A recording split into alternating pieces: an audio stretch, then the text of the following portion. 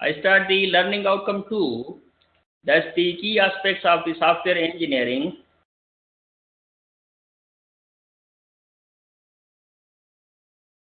We start with the requirement analysis task. So the requirement analysis is the first stage in the systems engineering process and software development process. So if you want to start any development, either it's a system or software, the first step is requirements. The requirement analysis in software engineering and software and in software and system engineering and software engineering encompasses those tasks that go into determining the needs or conditions to meet for a new or altered product, taking account of the possibly conflicting requirements of the various stakeholders such as beneficiaries or users. So the process of requirement analysis allows you to determine any needs to meet for a new or any altered software product or system. Requirement analysis is critical to the success of development project. So this development, the success of the development is basically the requirement analysis. If you have done the requirements very well, then there are more chances that your product will be successful. If you haven't done the requirement analysis very well, it means you cannot get a success in the development. So the requirement must be actionable, measurable, testable, related to identify the business needs or opportunities, and defined to a level of detail sufficient for the system. So whatever the requirements are, it should be actionable, measurable, testable, related to identify business needs. So from every aspect of the requirement, it must be measured, analyzed, measurable, actionable. Requirements can be functional and non-functional. The functional requirements are basically the operations or functions need to be implemented into a software. However, the non-functional requirements are not forcefully implemented but assumed.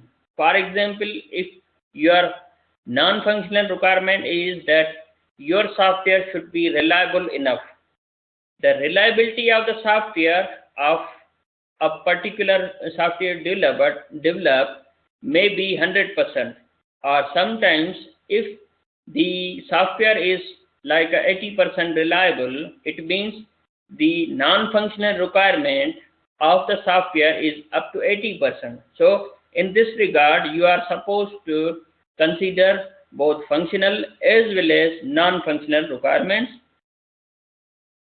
Let me read out the definitions for the functional requirements. Functional requirements explain what has to be done by identifying the necessary tasks, action or activities that must be accomplished.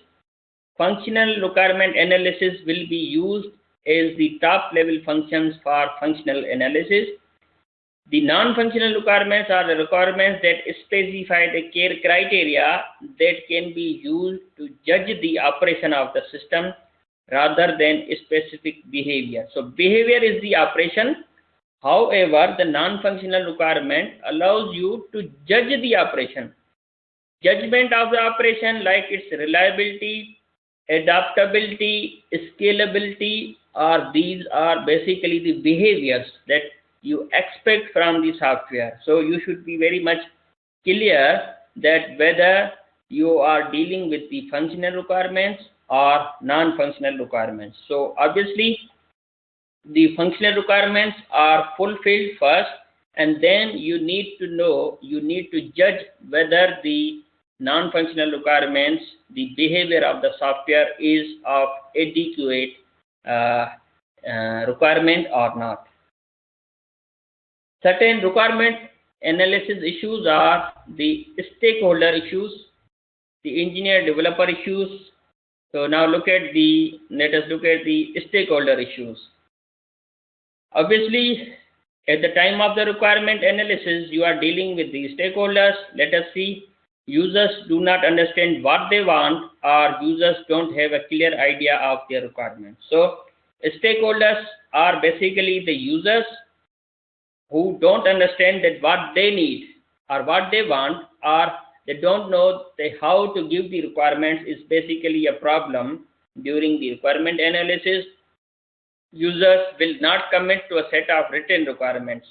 Basically, whatever the requirements have been delivered by the stakeholders, users, they won't be able to commit on any of the completion of the requirement into a written form, because they cannot say, oh, we are not sure whether this is fine or not. They cannot write and give in written that that's a complete thing. So that's the issue basically, because you are developing the system for the users, those who they are not the developers, and they cannot say 100% that they are sure, and unfortunately they won't be giving you anything in written. So users insist on new requirements after the cost and schedule have been fixed. So possibly there isn't an issue that once you did a commitment with the cost and schedule for the software to be developed, and they would insist you the new requirements after the schedule as well as cost being fixed. And it happens, you expect the software to be based on particular, let's say 10 requirements for to be developed in a month, and maybe let's say $100 for the cost of the software, and possibly they come up with a new additional 5 requirements within the same cost, same schedule, same budget. It makes some issue.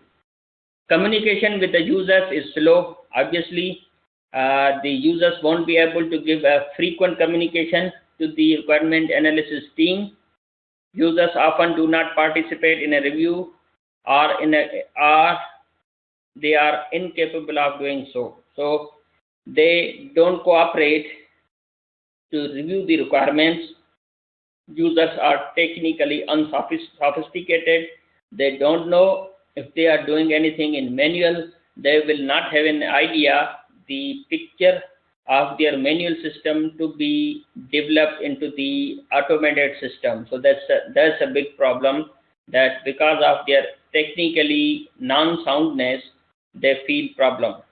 Users do not understand the development process. Obviously, they would think that if they can deliver the few of the requirements now, and they will tell the more requirements later on, then it will create a very big mess during the software development methodology, and going back into the design again, and after the implementation, getting the new requirements at later stages will really disturb you the development process. Users do not know about the present technology. Obviously, they will not have any vision of the technology, that how the real things will be converted into the technology, and what and how they would look like. So these issues related with the stakeholders must be considered on the priority. This may lead to the situation where user requirements keep changing even when system or product development has been started. So after requirements, getting the requirements, you come up with the difficulties at certain situation that you found it that the changing needs made a problem for you even when you started the project, and you were sure or the requirements were handed to you, but unfortunately those requirements were not complete. Then the engineer or developer issues. The possible problems caused by engineers and developers during requirements analysis are: technical persons and end users may have different vocabularies. So technical people and end users have different vocabularies. Consequently, they may wrongly believe they are in a perfect agreement until finished product is supplied. So it is not only the problem of the users like stakeholders, but technically the technical people might use and understand different things as compared to the non-technical users, or those the stakeholders may define certain things in their own vocabulary. So that's a big problem which can be faced in issues which are dealing with the developers. Engineers and developers may try to make a requirement fit an existing system or model rather than develop a system specific to the needs of the client. So possibly it is always not easy to implement everything as the customers required, but sometimes obviously it is hard to implement the real things into software very easily. But basically they will be following certain existing model that they will try to hardly fit the requirements into particular model. Otherwise, the it will create a problem, because every requirement should have been processed through a methodology, through certain model, but it is not necessary that every model may fit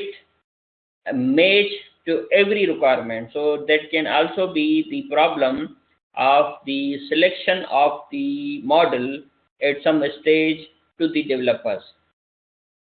Analysis may often be carried out by engineers or programmers rather than personnel with the people skills and domain knowledge to understand the client needs. So what happens that analysis is normally done by the programmers excuse me, and engineers. However, it is excuse me, it is most important that domain knowledge, the people with the domain knowledge and the client needs is also vital. For example, if a programmer is a new programmer, no matter if he or she is good at programming, but if the programmer doesn't have any domain knowledge, doesn't have any concept of, for example, accounting, the accounts, then obviously the programmer cannot implement a good accounting system. However, it has been trained in the software development or the software engineering studies. Whenever they study their degrees at the graduation level or masters, then they are being taught about all the possible relevant subjects such as the accounting, finance, the other matters like organizational behaviors, many more subjects relevant with the applied sciences. They are being taught so that they should have domain knowledge very well. So therefore it is necessary that the skilled software developers, they should not only be the developers as a general, but they should have some domain knowledge of various fields, and it is much more helpful. Design task and system design. System design or system design task is the process of defining architecture, modules, interfaces, data for a system to satisfy specified requirements. System design could be seen as the application of systems theory to product development. There is some overlap with the disciplines of system analysis, system architecture, and system engineering. So we start with the architectural design. The architectural design of a system emphasizes the design of the system architecture that describes the structure, behavior, and more views of the system. Like if you want to depict, display, illustrate the architecture, of the system, probably you could use the unified modeling language, and it will allow you to show the architecture, its behavior, using the interaction diagrams, using the other things, and few more things. And so it is necessary that you should focus on the architectural design. Then there is a logical design. The logical design of a system pertains to an abstract representation of data flows, inputs and outputs of the system. This often conducted via modeling using over abstracts, sometimes graphical model of the actual system. Logical designs include entity relationship diagrams. So overall, the architecture is a particular view of the system, and the relationship between the components is depicted, illustrated using the logical diagrams and the interaction diagrams. So it is most important that you should have an architecture of the system, that how it looks like into the components, and then you should create a logical relationship between them. Physical design. Physical design relates to the actual input and output process of the system. This is explained in terms of how data is input into the system, how it is verified, authenticated, how it is processed, and how it is displayed. In physical design, the following requirements about the system are decided: the input requirements, output requirements, storage requirements, process requirements, and system control and backup recovery requirements. They really need you, whatever has to be input, whatever has to be output, storage, process, and system control and recovery. They really deal with the physical design. Physical design is basically dealing with the code of the particular software, and you really implement it. So you should consider that physical design should be very much clear, logical design, the relationships between the components, and architectural overview of the system should be very much clear. Implementation tasks. The system implementation uses the structure created during architectural design and the results of the system analysis to construct system elements that meet the stakeholder requirements and system requirements developed in early life cycle phases. These system elements are then integrated to form intermediate aggregates and finally complete a system of interest. So implementation is basically the use of structure design, the architectural design, and system design in order to produce a system into a systematic way by aggregating and implementing those components one by one in order to produce a finally complete system of interest. So the implementation itself is also a managed process which should follow the design and analysis phases. Implementation task continued. Implementation is a process that actually yield the lowest level system element in the system hierarchy. Why lowest level system? Because you write down the code of the computer at the lowest level, and after that you get the output. The system elements are made, bought, or reused. Production involves the hardware fabrication process of forming, removing, joining, and finishing, the software realization process of coding and testing, and operational procedures development process for operator's role. So the lowest level is basically the dealing with the computer. However, analysis and design, it is not dealing or related with the computer. They are superficially abstract requirements. However, the implementation allows you to fabricate, use your hardware and software in the final process of software development using coding, testing, and other processes. The purpose of implementation process is to design and create a system element conforming to the element design and properties of the requirement. So whatever the requirements and design are, the implementation is the image of the design.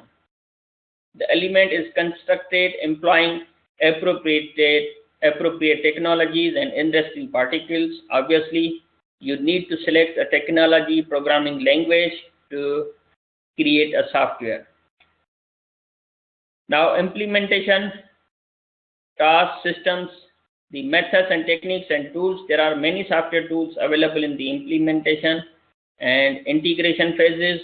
The most basic method would be the use of N-square diagrams as discussed in Jeffrey Grady's book System Integration. So this is we can further look at into this, but mostly the basic method of implementation is N-squared. Checking and correctness of implementation. Proper implementation checking and correctness should include the testing to determine if the implemented element works in its intended use. So the checking and correctness should check whether it is working as intended or not. Testing could include mock-ups and breadboards, as well as modeling and simulation of a prototype or completed piece of a system. We discussed a bit more about the testing and validation in previous slides. Once this is completed successfully, the next process would be the system integration. So implementation is basically the task to aggregate everything, and then using certain methods, using certain tools, and after the implementation, you should be very much clear about the correctness of the implemented process. Now, software development and business information. Software development is the process of computer programming, documenting, testing, bug fixing involved in creating and maintaining applications and frameworks resulting in a software product. Software development is a process of writing and maintaining the source code, but in a broader sense, it includes all that is involved between the conception of the desired software through the final manifestation of the software, sometimes in a planned and structured process. Therefore, software development may include research, new development, prototyping, modification, reuse, re-engineering, maintenance, or other activities that result in the software product. So, overall, the software development process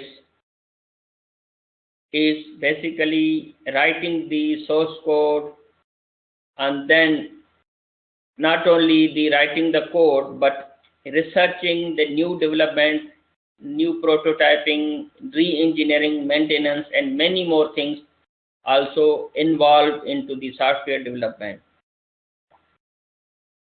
Software can be developed for a variety of purposes, the three most common being to meet the specific needs of a specific client or business, and to meet the perceived needs of a subset of potential users, or for a personal use. So there could be the three types of the varieties of the softwares: for the business, for potential users, or for personal use. The embedded software development, that is the development of embedded software such as use of controlling consumer products, requires the development process to be integrated with the development of the controlled physical product.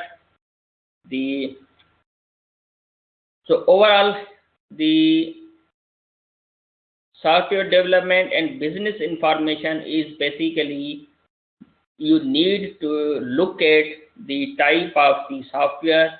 Either you need a software for a business, or you need a software for potential users, or maybe for personal use. A business model illustrates the functions associated with the business process being modeled and organizations that perform these functions by depicting the activities and information flows. A foundation is created to visualize, define, understand, and validate the nature of the process. So, obviously, a business model, a business software has to be carried out through certain information flow. The data flow, the data model provides the details of information to be stored and is of primary use when the final product is generation of a computer software code for an application or the preparation of functional specification to add computer software.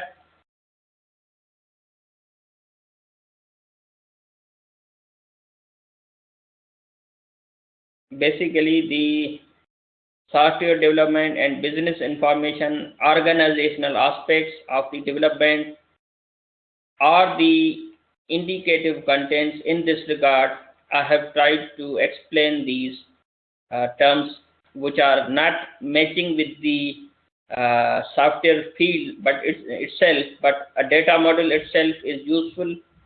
It provides the detailed information for the primary use of a final product. A business model has to be followed in order to produce a software, and possibly the type of the software could be the business potential user or for personal use. So in this regard, you need to focus that the development is basically the software development, and business information is more important for the type of the software to be implemented. Now, organizational aspects of the system development. Multidisciplinary nature of the software development involves, in the nature of the software development, here are 7 core ideas for the effective software development. Begin and end with a focus on value. Guide a product in terms of small slice of working software. Organize around the work to be done with people who can do it. Plan in terms of features. Build in terms of features. Slice features thinly.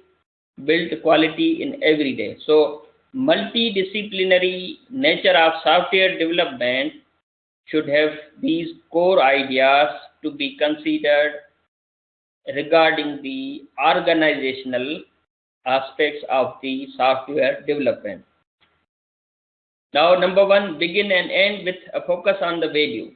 When we build a software product, we have some value in mind, not just the money we'll make, but what we really want from the product, whether that's measured in logs or lives. We'll think about what we value and how to get a sense of what's more important and what's not so important at all. So never think about the money, but you are basically producing a value after developing the product. A product has a value. Second, guide the project in terms of small slices of working software. We create teams who are responsible for creating a value. We make sure they understand what's needed and how much time is available. We guide them observing that what they actually built, not by examining schedules and promises. We build small slices of value, which we call features.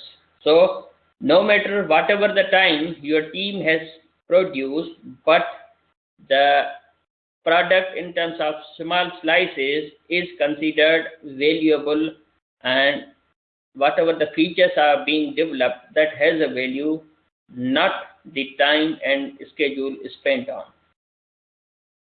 Organize around the work to be done with people who can do it.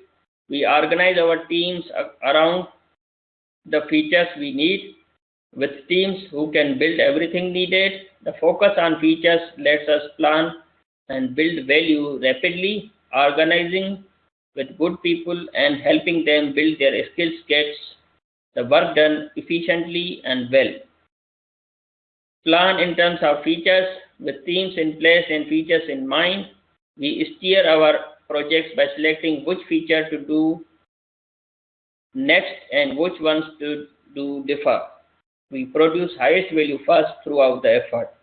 So whatever the feature is important, that should be considered to be implemented first. Build in terms of features. Naturally, any product requires architecture and infrastructure.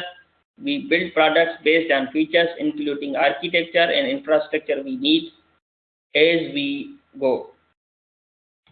Slice features thinly. We slice each desired capability down into smallest possible value, varying in size. We build a capable product as early as possible and then grow it and enhance it as the deadline approaches. Building highest value first, we always ready to ship the best possible product. Build quality in every day throughout effort. We apply all necessary practices to ensure that we always have a good design, that we always as close to defect free as possible. We build the value continuously, sustainably, indefinitely.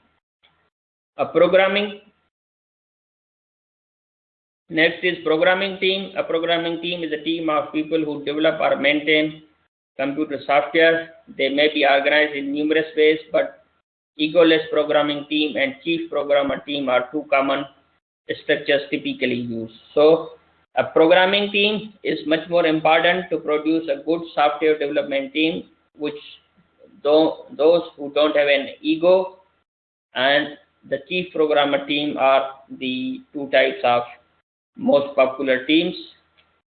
Then software engineering roles.